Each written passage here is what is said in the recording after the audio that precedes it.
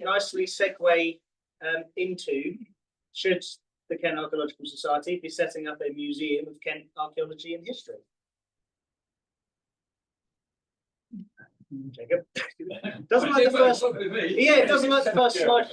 There we go. So, bit of background: Archaeology Kantiana, Volume 4, 1861, sets out that at some point we should basically every member should, in his own neighbourhood, collect every object of antiquary interest that may be discovered, with a view to the formation of a museum in this county, the oldest of the Saxon kingdoms and the richest in buried treasures of each successive race of colonists. The language is a bit outdated, but the message is there, was that the idea was the gentry of the Kent Archaeological Society, who owned lots of land and knew people with lots of land, would go around, collect as much stuff as they could, bring it all back, and we'd have a big, nice, lovely museum. Unfortunately, things have changed somewhat from that idea. So we were, as Keith said and Gerald said, we were founded in 1857, and we were proposing a KAS museum a mere 4 years later. Other Kent museums, Dover Museum was founded 1836, the Charles Museum or Maidstone Museum opened 1858, Rochester 1897, Canterbury 1899, and Dartford in 1919. Well, there were other museums in Canterbury. There were. This was when it became the main Canterbury, where the Beanie is now. So, what is a museum? Museums enable people to explore collections for inspiration, learning, and enjoyment. They're institutions that collect, safeguard, and make accessible artifacts and specimens which they hold in trust for society. This definition includes art galleries with collections of work of art, as well as museums with historical collections of objects. So that was the Museum Association's definition of a museum in 1998. And in 2022, the International Council of Museums re-looked at this definition and put it as: a museum is a not-for-profit, permanent institution in the service of society that researches, collects, conserves, interprets, and exhibits tangible and intangible heritage, open to the public, accessible and inclusive. Museums foster diversity and sustainability. They operate and communicate ethically, professionally, and with the participation of communities, offering varied experiences for education, enjoyment, reflection, and knowledge sharing. That's quite a task for a museum. As you can see, it covers collecting, researching, conserving, interpreting, exhibiting, both tangible and intangible. For those who don't know, tangible is the physical thing.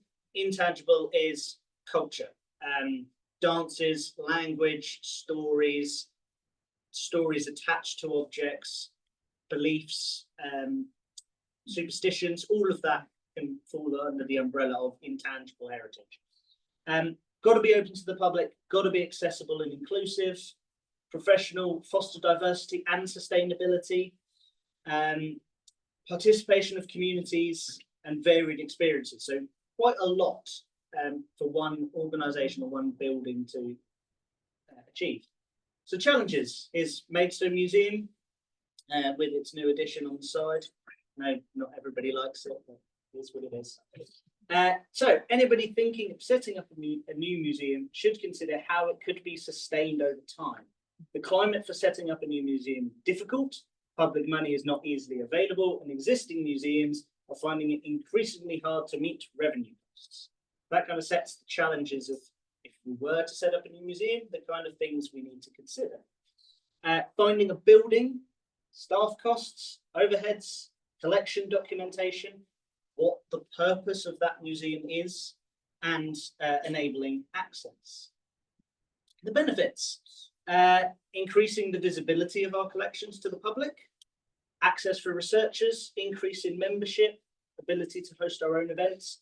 And this is just to give you a bit of a background or an idea of some of how our collections are currently held, mostly in really useful boxes dotted through Maidstone Community Support Centre in Maidstone. Obviously then another 5,000 or so objects in Maidstone Museum housed properly and on display. We're slowly working through all of this. Some of it has been done by my predecessors, like Elizabeth, In terms of cataloguing, there is a lot more to do, and we keep doing more fieldwork, which generates more archives. And this is, well, yes, and this is just the archaeological side. Craig has his own challenges with archive and local history collections. Potentially, rather than a museum, one option that could be explored would be a digital alternative. We are considering the option of pursuing the establishment of a digital collection or a digital museum. Still has its own challenges, but it would be built around a collections management system. So this is a database to record all the information to do with the objects in our collection, where they're from, where the transfer of title was done, how they were acquired by the society, which is a tricky avenue to explore, where they are, what they've been used for, photographs, accessibility, conservation needs, anything that a modern museum would need, whether we have a physical space or a digital one, we will require a collections management system. This would be ideally posted on the KAS website with full access for researchers, members and the public, and collections fully digitised, utilising partnership, say the Canterbury Christchurch University, University of Kent, Canterbury Archaeological Trust and others, including partnerships and volunteers. And it would look something like this beta website that Greenwich Museum currently have, where you can explore their collections. You could type in a site name, a material type, a date, and it would bring up everything related to that collection. As you can imagine, with at least 10, if not 20,000 objects in our collection, that's a long-term goal. I mean, it's been on the cards since 1861, so I'd hope I have a bit more time. But so what are your thoughts? Should we pursue an online museum, retaining a physical future on the agenda, and not focus on a museum at all, directing our resources elsewhere, or focus solely on securing a physical museum and the challenges that brings? I will open the floor. Henry. I cannot emphasise too strongly how potentially catastrophic to the society would be any attempt to establish a physical museum. The costs of acquiring or leasing a building would be extremely expensive. Not just the original setting up costs, but the long-term expense of keeping it running. I could go on at great length about this, and I will be happy to do so, but I won't do it now. We have had a good conversation. Avoid that at all costs. The best way forward would be perhaps a combination of the digital, excuse me, the digital museum, as has just been suggested, or working with the existing museums in Kent to put on archaeological displays in conjunction with them, dealing with the archaeology of a particular area. And what I think we have a very good example of this in terms of what has recently been achieved with the new archaeology gallery at Maidstone Museum and Art Gallery. And I think another factor would be, if for the sake of argument, such an archaeological museum was established, it would rather compartmentalise archaeology as something of a niche activity, whereas, as we've seen in the last talk, it spills over into a number of different areas, such as local history and all the varied aspects of human activity in this area over the not just hundreds of years, but the last few millennia, where human development has been emphasised very much by the natural environment. But of course now the situation is reversed, and human activity is starting to affect the natural environment, as we've all learned over the last few years. Yeah, perfect. Thank you, JT. I was just going to say what this gentleman was going to say here. A digital museum is fine, but it takes time to set up. That costs money. Also, you're still left with what you've digitised. Yep. But it doesn't have that umbrella of a museum. But if you know where it is, you can then look at the whatever it is online and then hopefully go to where it's stored. Yep. So you start making the thing like a museum. Yeah. But Yeah. you still got to store all that. We still have to store it. Yes. I was thinking it might be worth, what's happening very soon, a new V&A East museum that's going to be opening. Yeah. Which is both a combination of archive, of museum space, of research space, Yeah. of digital museum space. I mean, I think the David Bowie archive that they're going to be opening soon is an 80,000 item archive. Yeah. All of it digitised, so accessible to anyone, and you can also visit Go the place and request to see items. Yeah. Obviously, you need very generous sponsorship Mhm. to do something like that, but that would be an interesting to look at, and is that the way forward for? Yeah, and I think that's probably the area, the direction many museums will start looking in, let alone us. But like you say, for any of these plans, we need generous sponsorships, funding, and things like that. Louise? Yeah, and just pushing on this thing and combining it really with what I saw at YAT in York, Mhm. Bigot, because Bigot has its own building, it's an old church.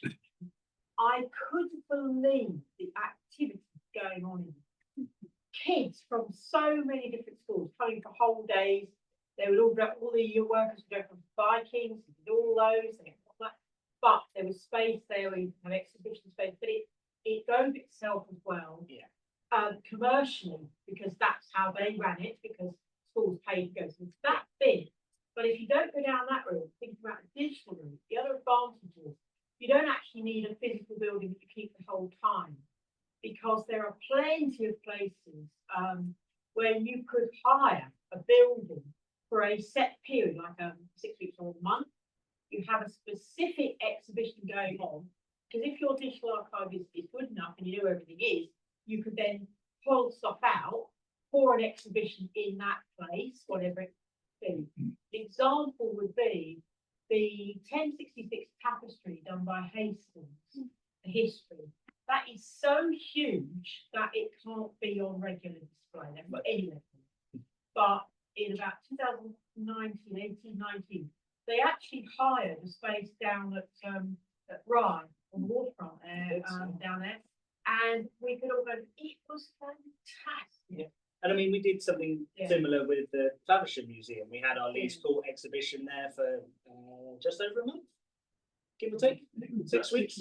Yeah, which we were able to do because we could move the objects there, use their space, record it, publicise it, and with a collections management system, we would be able to add anything we've learned from that, where someone comes in and goes, oh, that thing that you've only got a basic description of, I know what that is, or I was there, like Gerald was saying, and others have said, oh, I was on that excavation. If we went and put out some of our historic archives, here's some more information on that site. We can then add that back in. Elizabeth?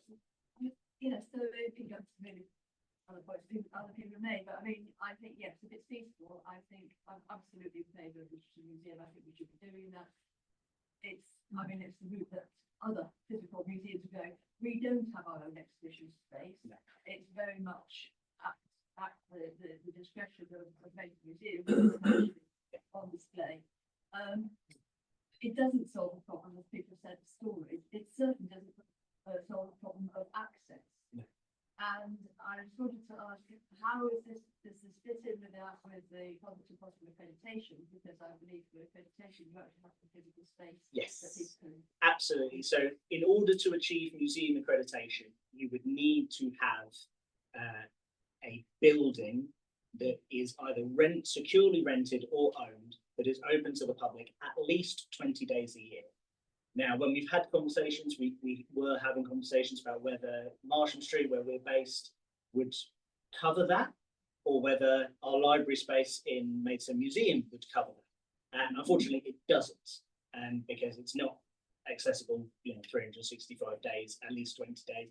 It is by appointment, but that is a bit of a grey area in the accreditation guidance. So accreditation as the direction that had previously been discussed for the KAS won't match with the realities of we would need a physical space to do that. But the question, and what I'm trying to pose is that actually a direction we need to go in? If we can do things like a digital collection that's accessible on the website to all the levels of digital accessibility that you can have, is that a good starting point at the very least? Stephen? Well, I was going to say, I think the ARC idea we discussed a little bit earlier. I don't see why that can't be started off, and you can almost use some of that to do some of the museum stuff on a very sort of simple basis. So you can make some of those artifacts available. If you want to do more on it, then you can.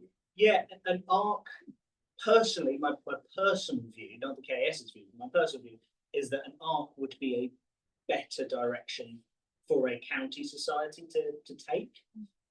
Still requires a tremendous amount of funding and ongoing funding and a building, but it does provide, in the current climate of museums, a more commercially viable option, I think, than a setting up of a museum would. But I think that is a 10, 20-year plan rather than in the foreseeable. I think our main focus is getting our collection fully catalogued, getting a robust collections management system that we can, at least then the information is accessible. So even if our building isn't necessarily, when we get inquiries, we can much more easily find that information and share it. That's where we kind of focus, I think.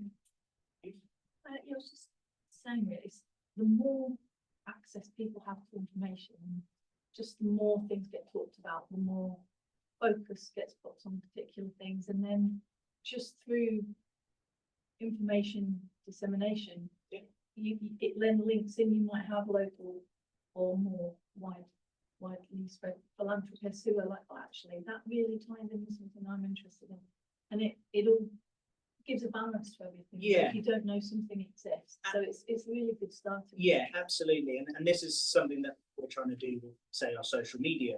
We've been massively pumping out as much social media about what we have, what we're doing, and that has actually resulted in people getting in touch with us and saying, oh, I've got something similar to that.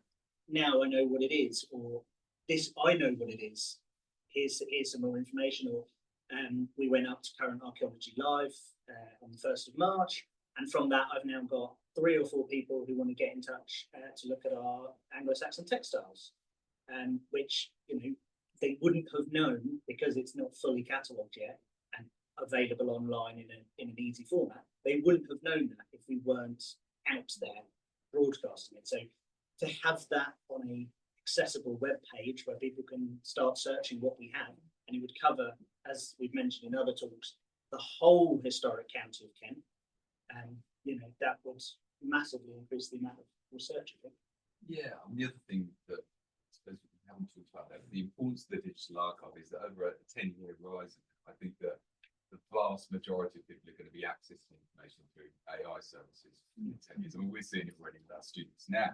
Yeah. And even if they're using it in a very honest way, like to find sources, we hope they are, what you'll find is that there'll be a preponderance of sources that are open access articles that AI already can cling onto, essentially, as opposed to perhaps published books that are like behind paywall or like from traditional publishers. So increasingly, like a society like itself is going to have to be visible in that way as much as possible, because that's how you're going to be found. Because this is just the tip of the iceberg, really. And if it's, I've already seen after about 2 years of these things being available. So I think it's just going to be absolutely important to have as much out there online, because then, yeah, sure, you've got the physical archive, people will come and see you, but it's just going to be visibility. Yeah. But it's not even going to be traditional Google and stuff. I think it's going to be sort of replaced. It's going to be your social media, your AI chatbots and things like that directing you. One thing I've seen, which might be an opportunity, is the use of churches. Yeah. The church down on the mark, I forget which one, that's got an interesting collection in it. And for Bird Castle, another Saxon shore fort, they've got a display in the church there. And then there's a display, I think it's at the service station on the M25. It is, yeah. So that's just where you get a lot more people seeing the collection. Yes.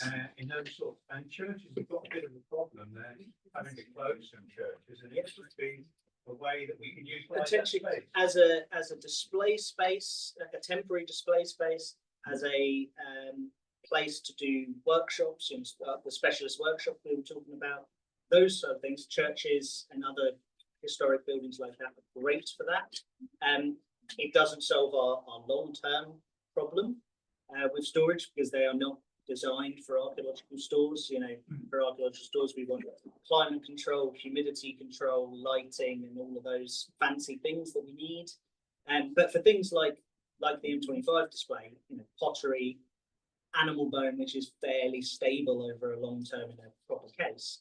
Yeah, those types of buildings and temporary displays like that, I think are a good direction. I mean, I've done with that when I was working for Thanet, pop-up museums. That goes brilliantly down when you're taking it, especially to areas that don't have their own museum or aren't in the traditional areas of people who would frequent museums for many, many reasons that are out there, you know, economics, work opportunities, and all of those things. Those are the kind of avenues that we could really head towards and really push. I think, Andy, it was the pop-up kind of idea that I was thinking of initially, on the back of your very first digital archive. And then once you've managed to generate money and stuff like that, you then work towards your art or whatever. Yeah. You can't do it all at once. No, absolutely no, absolutely not. Probably to start with the digital archive in a way.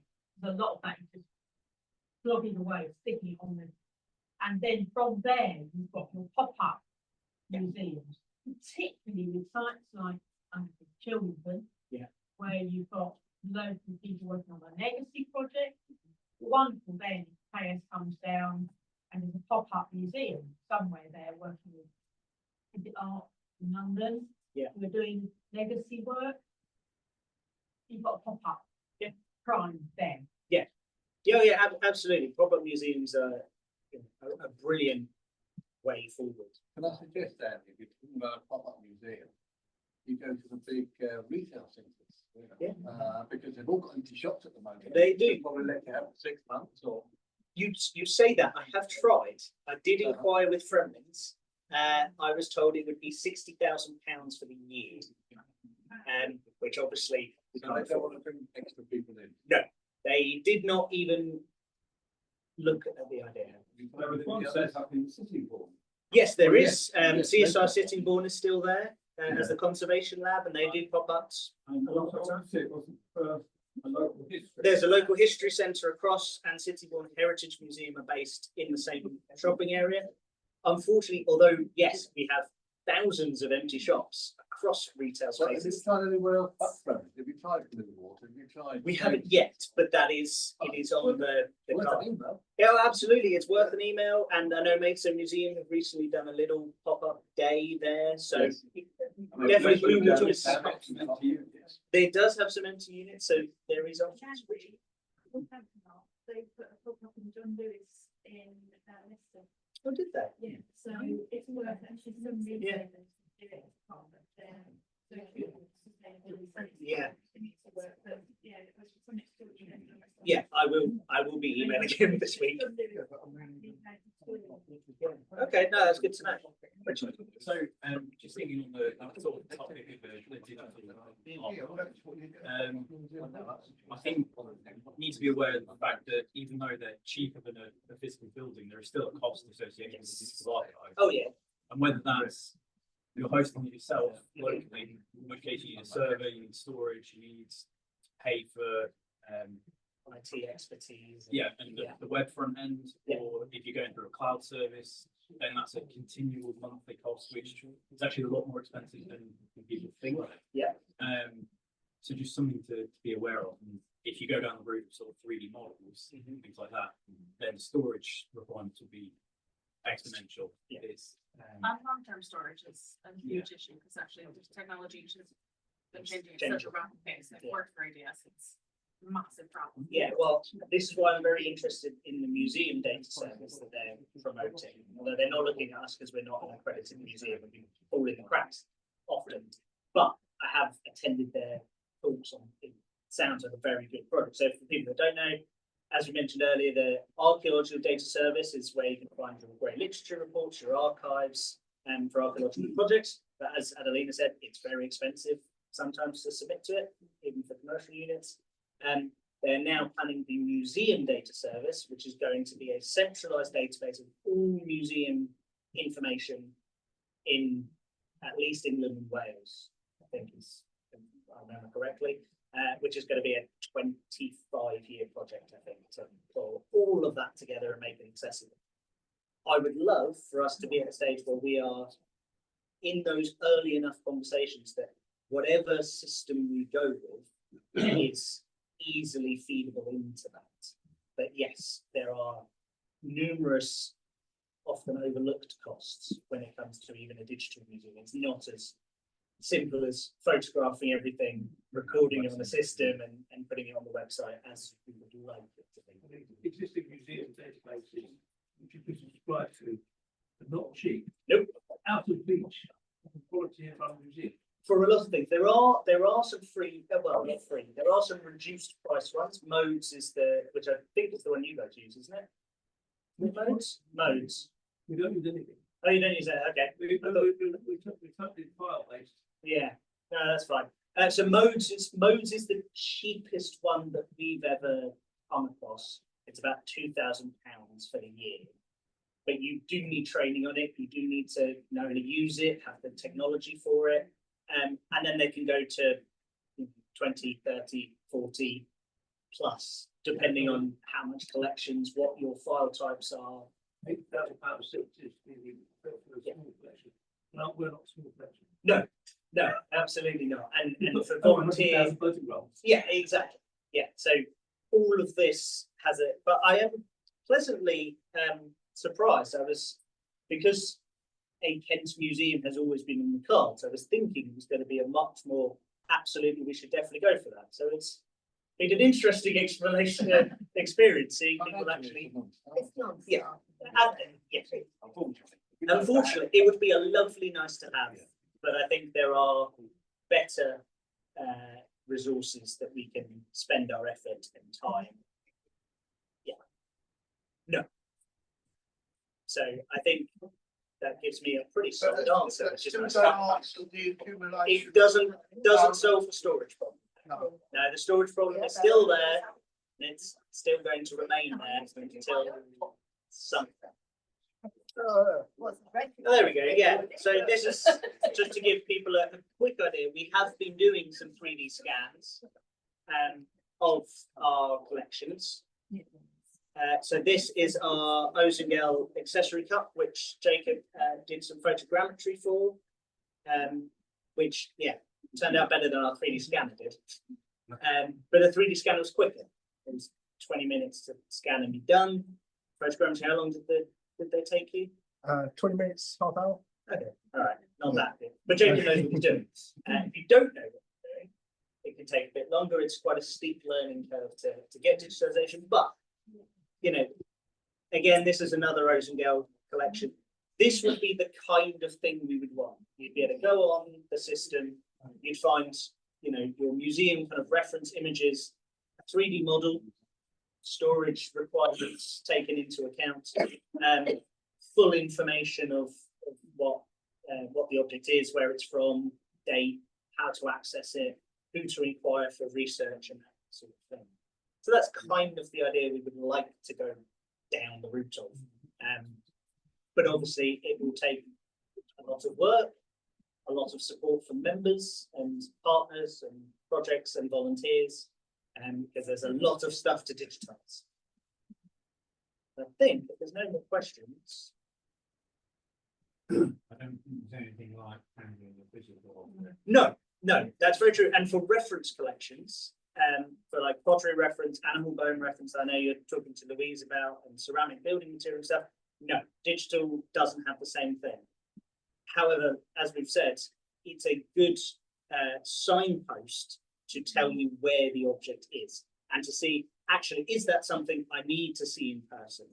A lot of stuff can be done digital, but yes, physical objects, and as you've said in emails, you know, seeing something in a case miles away is not as useful for a local community group or even a commercial unit as having usable specialist reference material.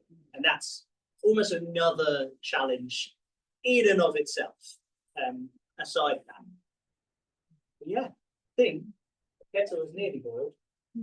So unless there are any further questions or comments. I think one important thing, we talked about accessing the information from the net, Yes. and that, in my view, is only a temporary. It's going to change over time. Yes. The ability of the KAS, the information that's going to change over time. I would hope the KAS would actually continue. I mean, I pointed out that the fence,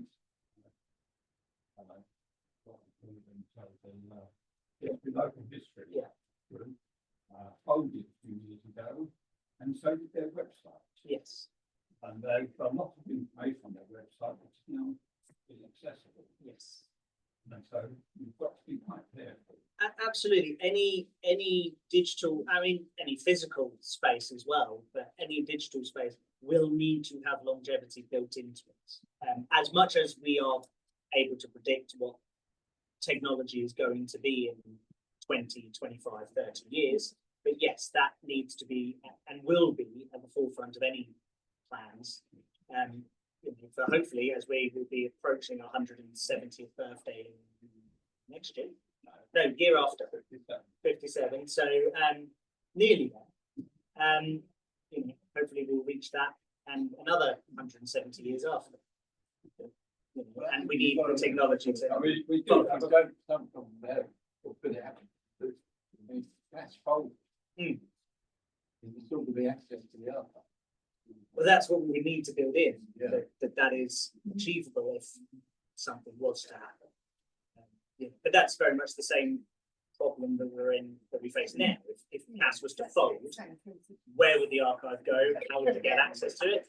So all those questions are kind of the same whether we're looking at a physical or a digital space. But I think, as you've said, a digital space is more achievable in the long term than a physical. But it doesn't solve the problem. Well, there is that. Yeah, discard policy is the way to go. Just throw everything. I think you have a choice. No, definitely not. So yeah, I think that covers everything. It's a tea break. Yeah, so we'll have a quick tea break if the kettle is boiled, and let people stretch their legs, and then we'll be on to our final talk for the day.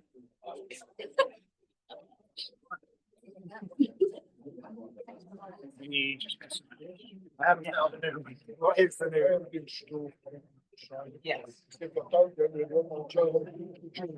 Well, exactly. There is so that way.